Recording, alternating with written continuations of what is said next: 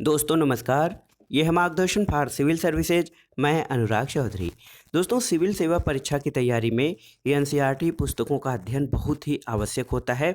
इसी को ध्यान में रखकर कक्षा 6 से 12 तक सभी विषयों की एनसीईआरटी श्रृंखला चलाई गई है, ताकि आप महत्वपूर्ण तथ्यों और अवधारणाओं को आसानी से समझ सकें। एनसीईआरटी श्रृंखला में आज की वीडियो में आप पढ़ेंगे 7वीं कक्षा के विज्ञान का अध्याय 9 मृदा। इस अध्याय के अंतर्गत आप जानेंगे मृदा क्या है, इसके प्रमुख कार्य तथा उपयोग क्या होते हैं, मृदा के प्रमुख स्तर और प्रकार कौन से हैं, और साथ ही आप पढ़ेंगे कि मृदा के प्रमुख गुण कौन से हैं। तो आइए शुरू करते हैं आज का अध्याय 9 मृदा। दोस्तों मृदा या मिट्टी सबसे महत्वपूर्ण प्राकृतिक संसाधन है। मृदा या मिट्टी सबसे महत्वपूर्ण प्राकृतिक संसाधनों में से एक है। यह पौधों की जड़ों को दृढ़ता से थामे रखकर उन्हें जल और पोषक तत्वों की आपूर्ति करके उनकी वृद्धि में सहायता करती है। इसके अलावा यह अनेक प्रकार के जीवों का आवास है और कृषि के लिए मृदा बहुत ही अनिवार्य है।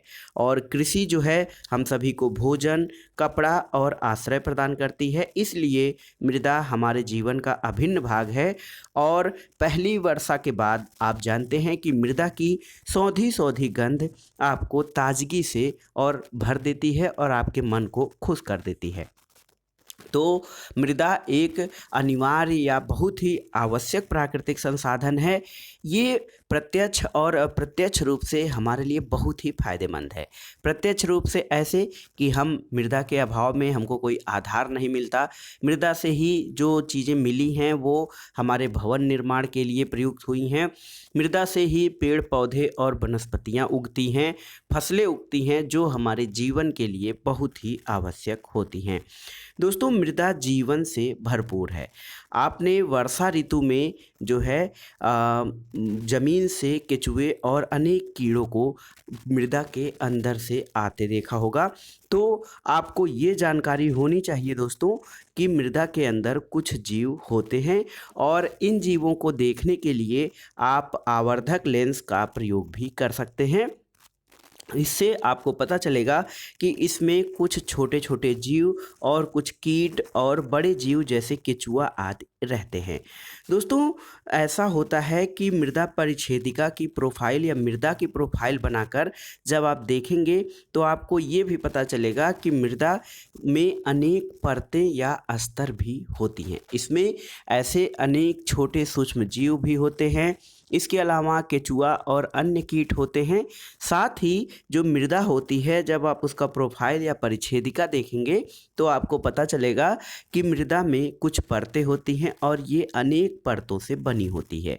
और ये परतें किस प्रकार व्यवस्थित होती हैं आपको इन्हें समझना होगा।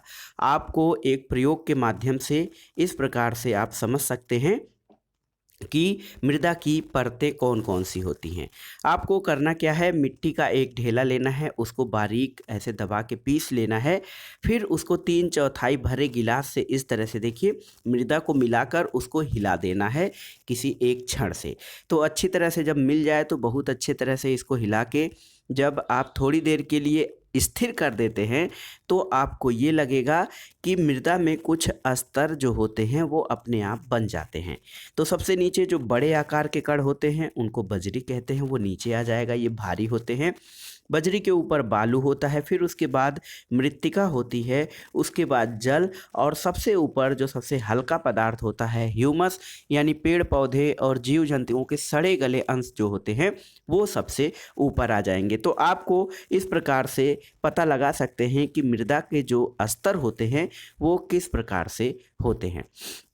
दोस्तों इसके अलावा एक ब्लू बॉक्स में आपके लिए फैक्ट दिया है कि जो पॉलीथीन की थैलियां हैं, प्लास्टिक हैं, ये सब मृदा प्रदूषण के लिए बहुत जिम्मेदार तत्व होते हैं।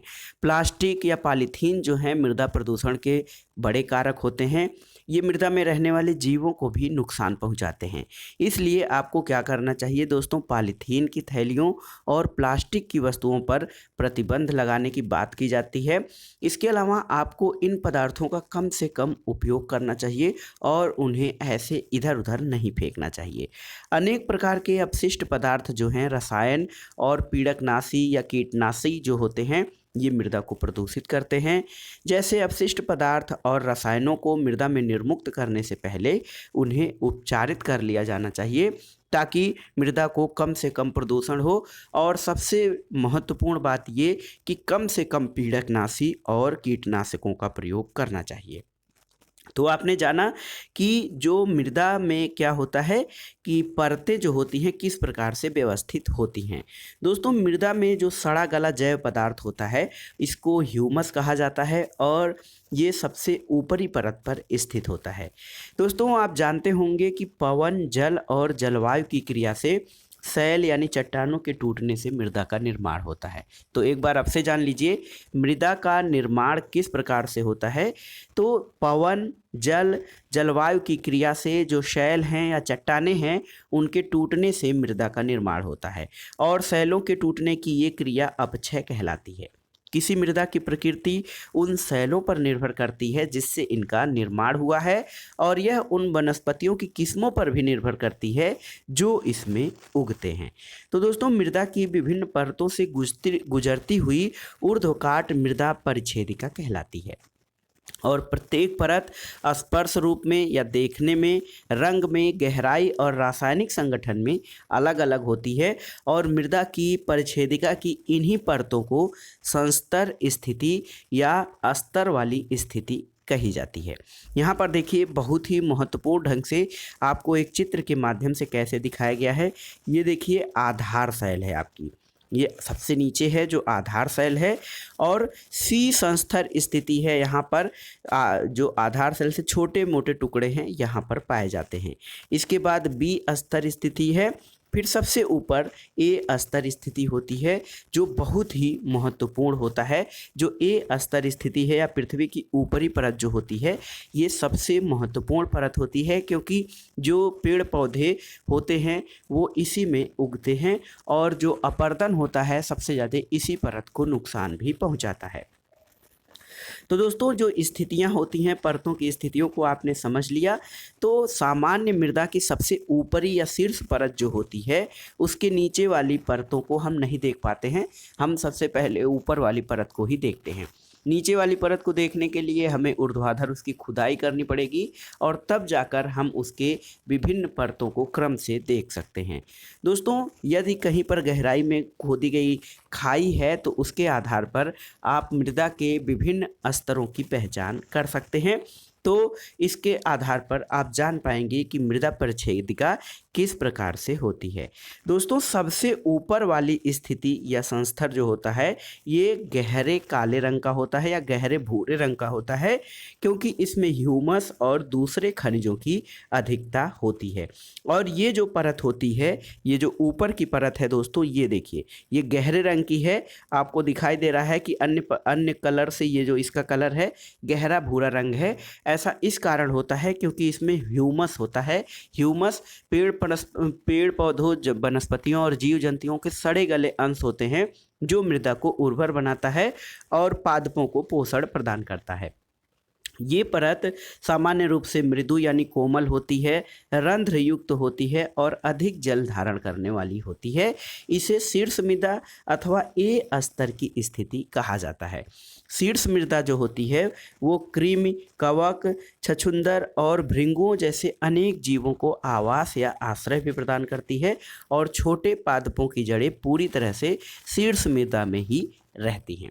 तो आप समझ गए होंगे कि सबसे ऊपरी परत कितनी महत्वपूर्ण है पेड़ पौधों और अनेक प्रकार के जीव जंतुओं के लिए।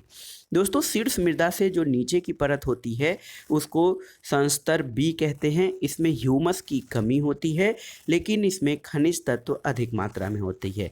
यह परत बहुत अधिक कठोर और अधिक घनी होती है और बी संस्तर स्थिति या मध्य परत कहलाती है। तो दोस्तों, जो संस्तर ए या ऊपरी परत के नीचे है उसको बी संस्तर स्थिति कहा जाता है। इसमें ह्यूमस की कमी होती है, खनिज लवणों की इसमें प्रधानता होती है और ये अधिक कठोर होती है। जैसे ऊपर की परत अधिक मुलायम और मृदु होती है, जबकि इसके नीचे की परत अधिक कठोर होती है। इसके अलावा जो तीसरी परत सी संस्तर स्थिति होती है, ये दरार और विदर युक्त सैलों के छोटे छोटे ढेलों से बनी होती है और इस परत के नीचे आधार सैल होता है जो बहुत अधिक कठोर होता है और इसे फावड़े से खोदना कठिन है। तो आपने जो मृदा की परिच्छेदिका के आधार पे जो हमने जो स्थितियां देखी हैं, संस्तर ए, संस्तर बी और सी संस्तर, इसको हम अस्तर कहा जाए, संस्तर की जगह पे अस्तर कहें तो और अच्छा होगा। अस्तर ए, अस्तर बी और अस्तर सी, इसके नीचे जो आधार सैल है इसके बारे में आपने जान लिया कि इनकी क्या विशेषताएं होती हैं। दोस्तों, संस्तर ए सबसे महत्वपूर्ण होता है और बहुत ही महत्वपूर्ण है। ये छोटे छोटे पेड़ पौधे और अनेक छोटे प्रकार के भूमि में रहने वाले जीवधारियों के लिए भी बहुत आवश्यक होता है। और सबसे पहले कटाव या अपर्दन जो होता है, जल के द्वारा, पवन के द्वारा या बारिश के द्वारा जो कटाव होता है इसी परत में होता है। तो इसलिए जो ऊपरी परत है, मृदा की सबसे ऊपरी परत है, इसका संरक्षण किया जाना बहुत ही आवश्यक होता है। और आप जानते हैं कि मृदा की परत का संरक्षण करने के लिए वृक्षारोपण और अधिक से अधिक पेड़ पौधों को लगाए जाने की बात की जाती है। अब आइए जानते हैं मृदा के प्रकार। तो काइंड ऑफ सॉइल्स जो हैं दोस्तों, सैलों के अपक्षय से विभिन्न पदार्थों के छोटे छोटे कण निर्मित होते हैं। इसमें बालू और चिकनी मिट्टी सम्मिलित होते हैं। किसी मृदा में बालू और चिकनी मिट्टी का अनुपात उस मूल सैल पर निर्भर करता है जिसके अपक्षय के कारण वो कण बने होते हैं। तो दोस्तों, मृदा का जो प्रकार है वो उनके मूल सैलों के ऊपर निर्भर होता है कि किस सैल से उस मृदा का निर्माण हुआ है। सैल कणों और ह्यूमस का मिश्रण मृदा कहलाता है। तो दोस्तों, ये जो सैल कण होते हैं इनका और मृदा का मिश्रण ह्यूमस कहलाता है। और जीवाणु जैसे बैक्टीरिया, पादप मूल और केचुए जो होते हैं जैसे जीव भी मृदा के महत्वपूर्ण अंग होते हैं। और मृदा को उसमें पाए जाने वाले विभिन्न आकार के कणों के अनुपात के आधार पर वर्गीकृत किया जाता है। तो सबसे पहले मृदा जो होती है वो मूल सैल या जिस सैल से उसका अपक्षय होकर उसका निर्माण होता है उसके गुणों से मिलती है। इसके अलावा सैल कण और ह्यूमस का मिश्रण मृदा कहलाता है। और मृदा में पाए जाने वाले जो कण होते हैं उनके आकार के आधार पे मृदा को वर्गीकृत किया जाता है। देखिए, यदि मृदा में बड़े कणों का अनुपात अधिक होता है तो वो बलुई मृदा कहलाती है। यदि बारीक या सूक्ष्म कणों का अनुपात अपेक्षाकृत अधिक होता है तो यह मृण्मय या मृत्तिका मृदा कहलाती है। यदि बड़े और छोटे आकार या छोटे कणों के जो कण होते हैं उनकी मात्रा दोनों बराबर है तो दोमट मृदा कहलाती है। और मृदा का ये वर्गीकरण बलुई, दोमट और मृण्मय के रूप में किया जा सकता है। दोस्तों, मृदा में जो कणों का साइज होता है उसके गुणों पे बहुत अधिक महत्वपूर्ण प्रभाव डालता है। तो जो मृदा में पाए जाने वाले कणों का साइज है उसके गुण अधिकतर उसी से निर्धारित होते हैं।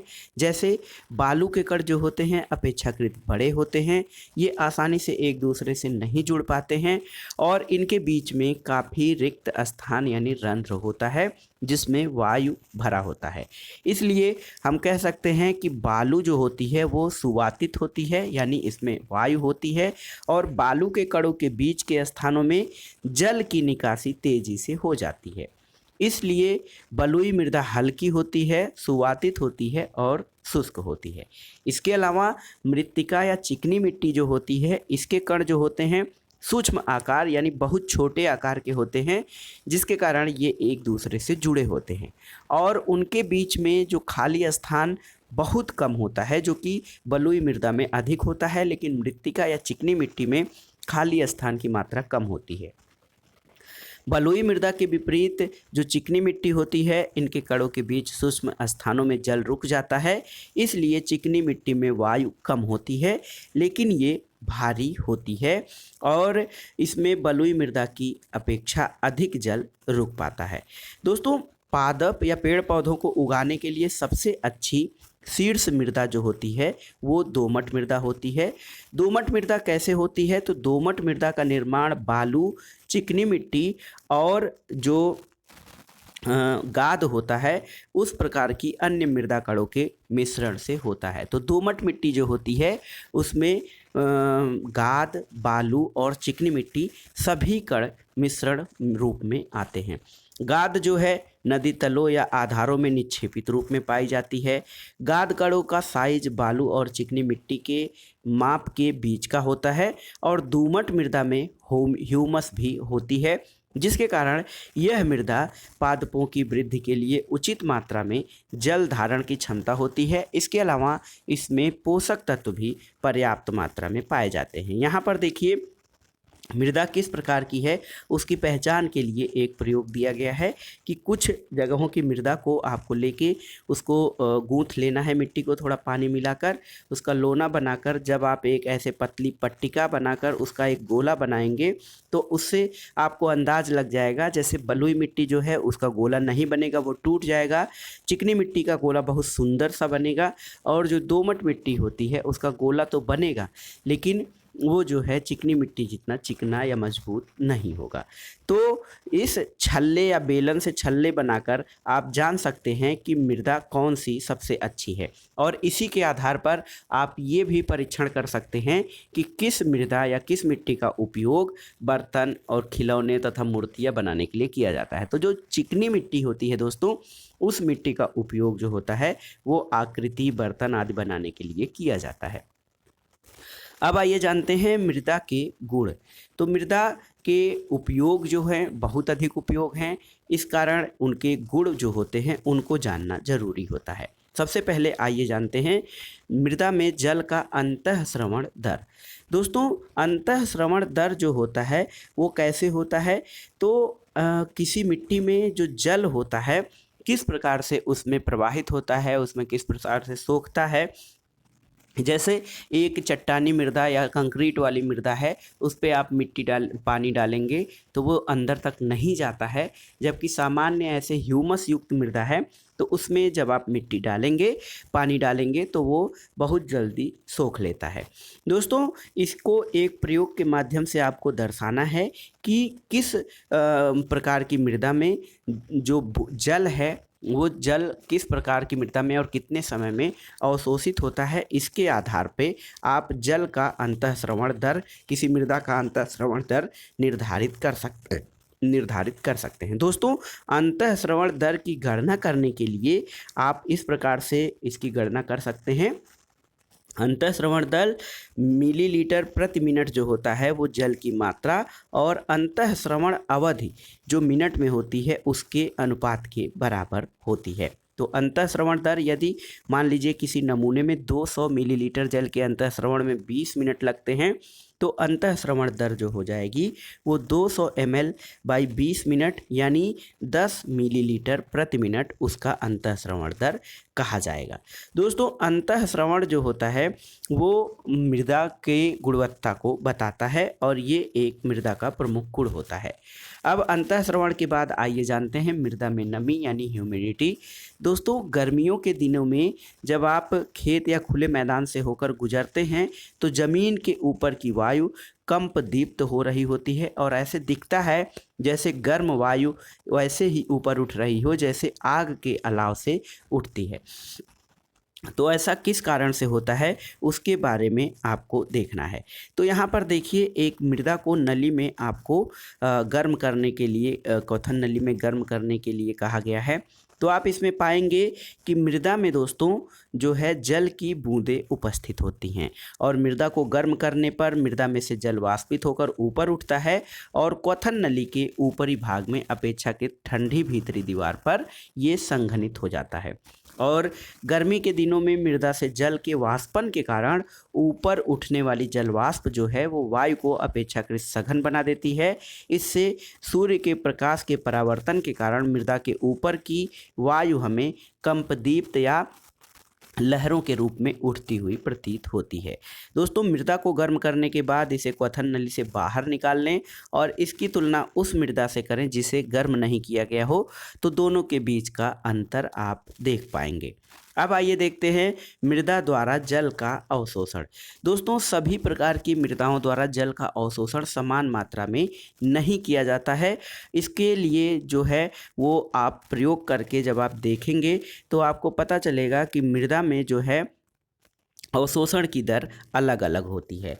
और इस अवशोषण के लिए यहाँ पर देखिए, मृदा में जल के अवशोषण के लिए एक प्रयोग किया गया है। तो मृदा का द्रव्यमान भार 50 ग्राम लेते हैं।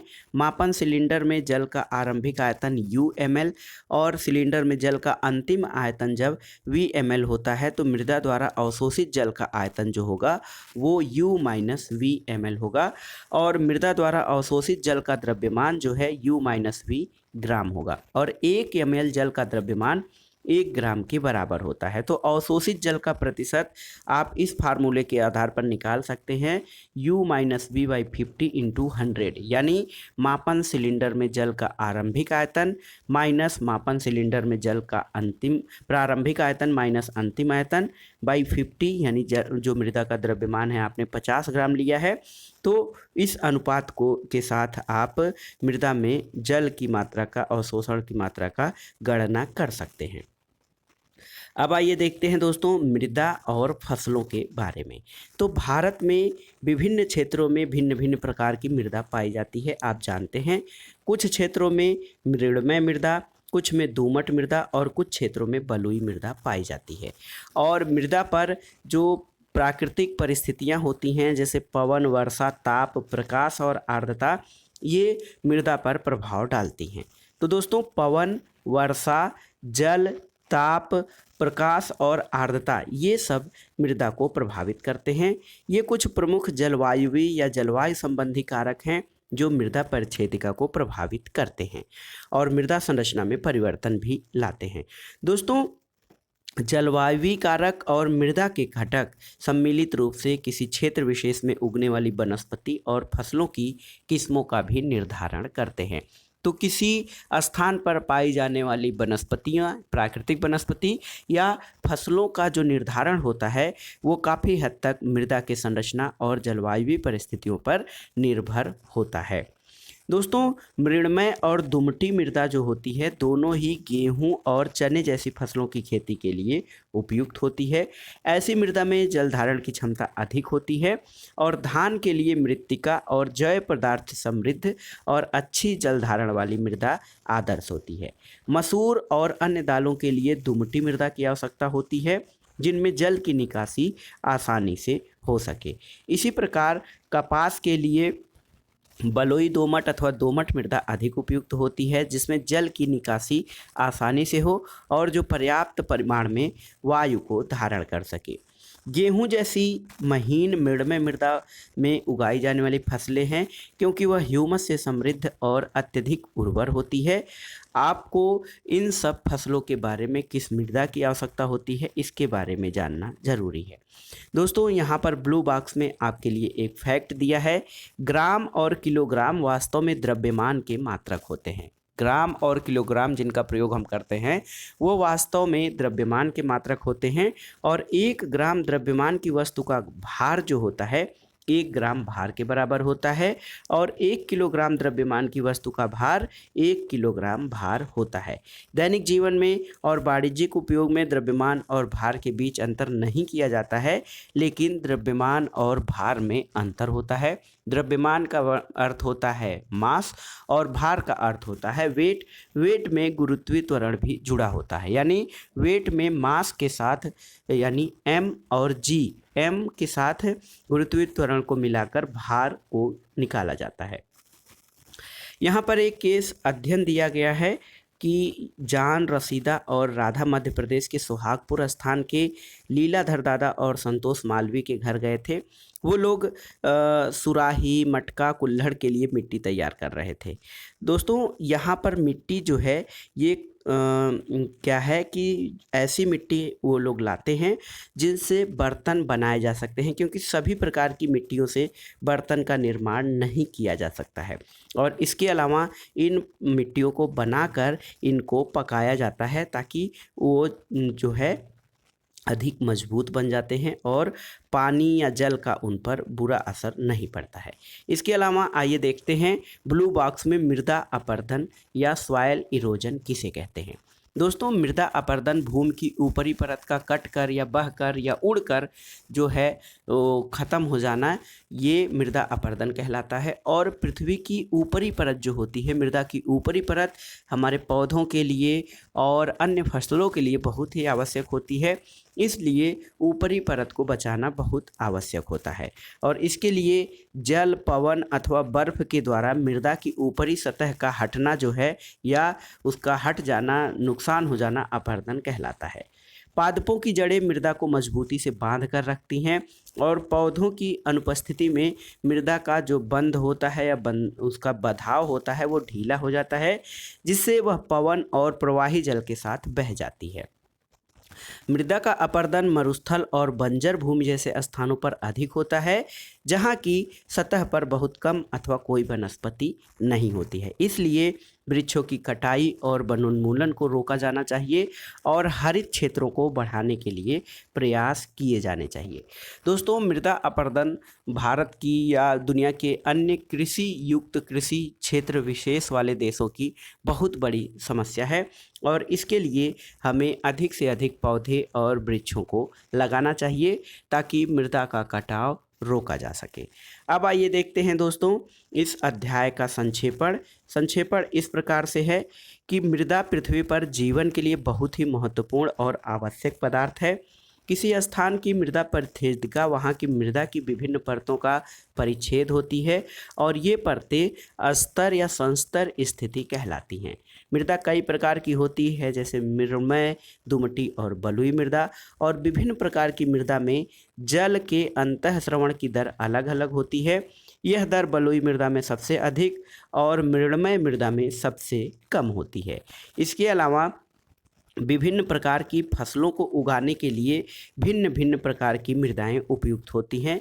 चिकनी मिट्टी और दोमट मिट्टी गेहूं, चना और धान उगाने के लिए, जबकि कपास बलुई दोमट मृदा में उगाई जाती है। और मृदा जो है दोस्तों अपने अंदर जल को रोके रखती है, जिसको कि जल धारण क्षमता कहते हैं।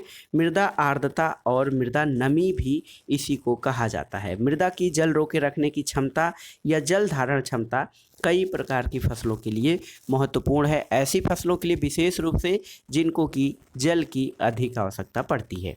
दोस्तों, मृत्तिका या चिकनी मिट्टी का उपयोग बर्तन, खिलौने और मूर्तियों को बनाने के लिए किया जाता है, क्योंकि इसके कण बारीक होते हैं, छोटे होते हैं और एक दूसरे से आसानी से जुड़े या चिपके होते हैं, जिसके कारण इनसे खुद सुंदर खिलौनों और मूर्तियों का निर्माण किया जाना आसान होता है। तो ये था आज का वीडियो दोस्तों। इसमें आपने देखा 7वीं कक्षा के विज्ञान का जो है अध्याय 9 मृदा। इसमें आपने जाना मृदा क्या है, इसके कार्य और दैनिक जीवन में उपयोग क्या हैं, इसके प्रमुख स्तर और इसके परिच्छेदिका काट के बारे में आपने जाना। साथ ही आपने ये भी जाना कि मृदा का है, मृदा के जो गुण होते हैं उनके आधार पर किसी क्षेत्र विशेष की जो वनस्पतियाँ होती हैं उनका निर्धारण होता है और मृदा पर जलवायुवी परिस्थितियों जैसे ताप, दाब, आर्द्रता, प्रकाश आदि का प्रभाव पड़ता है। साथ ही आपने जाना कि मृदा अपरदन क्यों होता है और इसको कैसे रोका जा सकता है। तो ये था आज का वीडियो आपको कैसा लगा हमें कमेंट बॉक्स में ज़रूर बताइएगा। वीडियो को लाइक करें, शेयर करें और इस चैनल मार्गदर्शन फॉर सिविल सर्विसेज को सब्सक्राइब करें। वीडियो देखने के लिए धन्यवाद दोस्तों। नमस्कार।